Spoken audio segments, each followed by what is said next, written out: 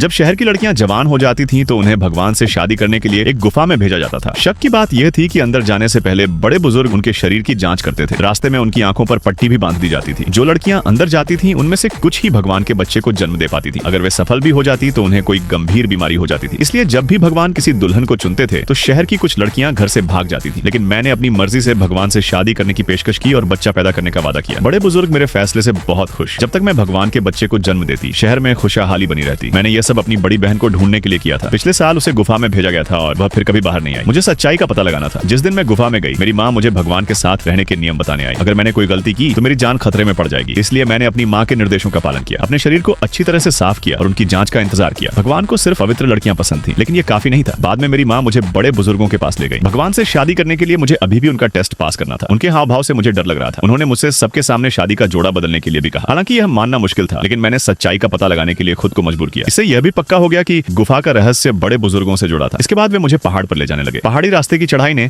आसपास की अजीब बातों को और बढ़ा दिया। मैं डरे बिना नहीं रह सकी। इसलिए जब वे नहीं देख रहे थे तो मैं जानबूझकर गिर गई, जिससे मेरी हथेली छिल गई। बड़े बुजुर्गों को लगा कि मैं कुछ कर रही हूँ, इसलिए उन्होंने मुझे पहाड़ का रास्ता याद रखने से रोकने के लिए मेरी आंखों पर काले कपड़े की पट्टी बांध दी। लेकिन उन्हें यह नहीं पता था कि मैंने चुपके से अपने खून से रास्ते पर निशान लगा दिए थे, जिससे मेरे साथियों को मुझे ढूंढना आसान हो जाए। 10 मिनट बाद हम गुफा के बाहर पहुंचे। बड़े बुजुर्गों ने मुझे यह जरूरी काम सौंपा और मुझे याद दिलाया कि बाद में भगवान की अच्छी तरह से सेवा करना। और मैंने सबको यह भी वादा किया था कि मैं भगवान के बच्चे को जन्म दूंगी, जिंदा वापस आऊंगी और उसके बाद से शहर में खुशहाली छा जाएगी। निर्देश पूरे करने के बाद मैं हिम्मत करके गुफा में चली गई। आसपास की आवाजों से मुझे बेचैनी हो रही थी। काला कपड़ा उतारते समय मैं कांप रही थी, लेकिन अगले ही पल धीरे धीरे मेरे शरीर पर से मेरा कंट्रोल खत्म होने लगा।